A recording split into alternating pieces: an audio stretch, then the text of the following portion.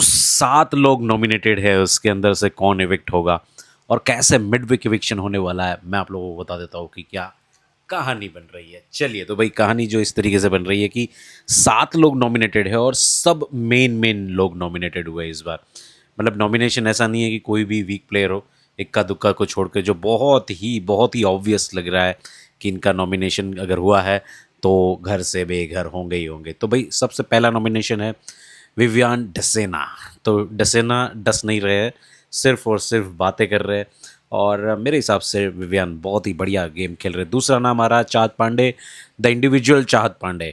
Individual Pandey लिख सकते हो आप कहीं ना कहीं। तो चाहत पांडे अपनी इंडिविजुअल गेम खेलते खेलते बहुत बढ़िया फैंडम के साथ बहुत बेहतरीन खेलते हुए नॉमिनेट हुए। उसके बाद है मिश्रा जी का लड़का अविनाश मिश्रा। तो वह अविनाश मिश्रा भी नॉमिनेटेड है और बहुत स्ट्रांगली, बहुत स्ट्रॉन्ग एक बोलते हैं कि ओपिनियन आ रहा है, लोगों को पसंद आ रहा है। मेरे हिसाब से अविनाश जो है वो टॉप में जाएगा, नहीं निकलेगा, अभी भी अच्छे खासे वोट पड़ेंगे। उसके बाद है दिग्विजय सिंह राठी भाई, हमारा स्प्लिट्स विलन्स।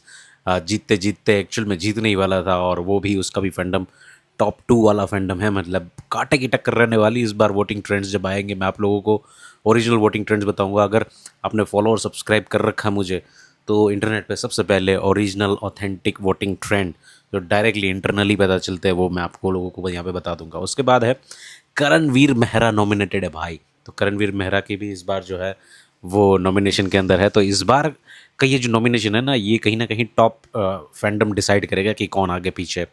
उसके बाद जो 2 लोग हैं उसके ऊपर तलवार है, मैं आप लोगों को बता देता हूँ कि कशिश एंड एलिस, ये दोनों नॉमिनेटेड है।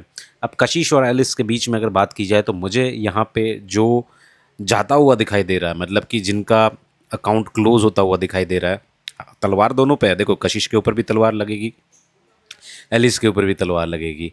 एलिस को शायद इधर उधर के वोट मिल भी जाए, मतलब थोड़ा बहुत उसका कोई काम वाम किया हो तो। बट कशिश के लिए नेगेटिव वोटिंग होती है, एक मैंने चीज़ देखी है। कशिश के लिए there is no vote. Actual में जो एक्सट्रीम विलन जो होता है ना, उसके लिए वोट नहीं आते। बट वो एक्सट्रीम विलन ही जो होता है वो शो को चलाता है, शो में स्पाइसीनेस, मसाला, ये सब कुछ चीज़ें ऐड करता है। तो अब ये 2 लोग हैं। कशिश कपूर जो है अगर शो से निकलती है तो डेफिनेटली डैमेजिंग चीज़ हो सकती है। अब मैं मेकर्स प्रोस्पेक्टिव से आपको बताता हूँ कि मेकर्स क्या चाह रहे हैं।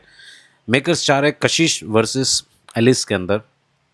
एलिस का एग्जाम, मतलब एलिस को साइडलाइन कर ही दिया था।